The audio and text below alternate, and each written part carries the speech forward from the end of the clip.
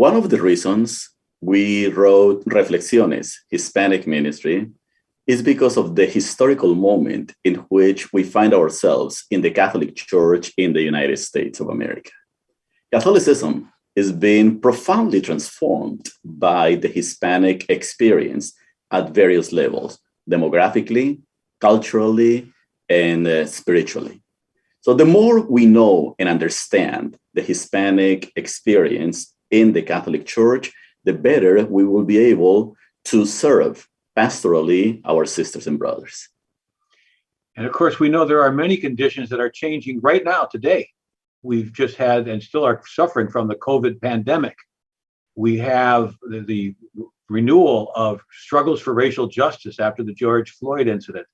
And of course, we have tremendous xenophobia, hatred of immigrants in this country right now from the presidency of Donald Trump. But also it's kind of ongoing, even in the current moment. And by the same token, Latinos have been here a long time. And in this book, we want to take that long view of the Latino presence and its influence.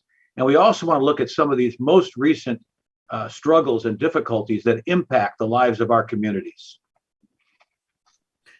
One of the most fascinating aspects of this particular book is that we draw from our strengths, as academics, but also as scholars who are involved in our faith communities.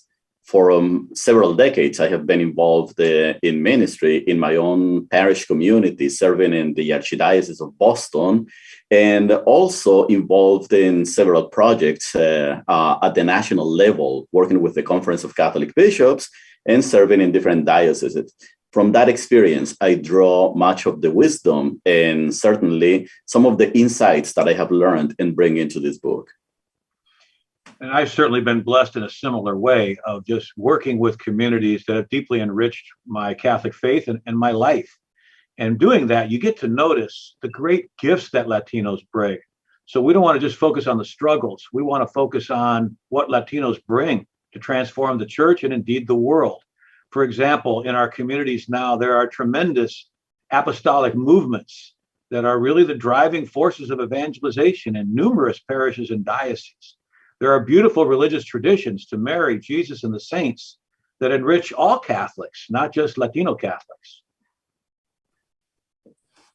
When we think of the Catholic experience in the 21st century, we need to understand that we today, whether we are Hispanic or Asian, Black, Native American, white, Euro-American, have inherited a way of being church that in many ways was forming throughout the 19th and 20th centuries.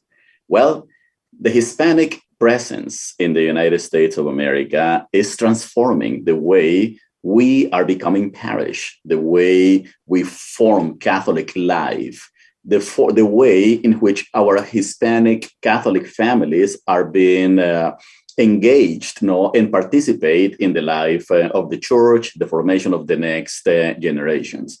So this book is an invitation also in some ways to look at those new ways of being parish, new ways of doing ministry with youth, new ways of doing ministry with catechetical communities, and also ways of expanding our understanding of spirituality.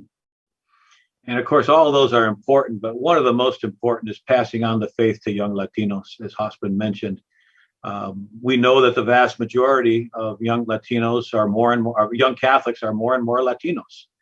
And we also know that there are particular challenges for Latino youth who are often caught in between two worlds, the world of their parents, the world of their peers.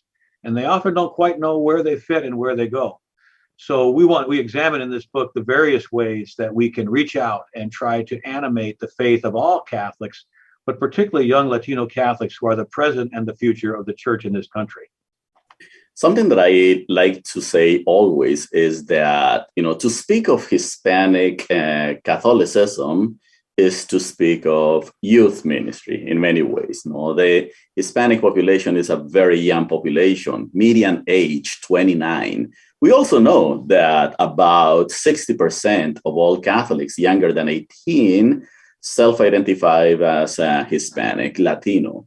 So we have a possibility, a world of possibilities in serving the Latino community. And the more we understand the history, the realities that affect the Latino community, the better we will build community and build church, the Catholic tradition and Catholic way of life in the United States of America. Thus, we cannot be, we don't have a choice. That's the best way of putting it. We have a moral and a pastoral responsibility to serve Hispanics in the United States. And that's what we want to do with this book, Reflexiones, Hispanic Ministry. And it's certainly been a pleasure to work with Hospen on this book. We've collaborated together in many ways over the last decades, and I've learned so much from him. And the chance to put together our ideas in one book has been a real honor, and we hope it will serve the many, many leaders who have taught us so much and shared their wisdom with us by giving them a more systematic presentation of some of our thoughts and our ideas about how to further this important ministry, how to accompany Latino Catholics, and how to let the great treasure and gift they are benefit the church and our wider society.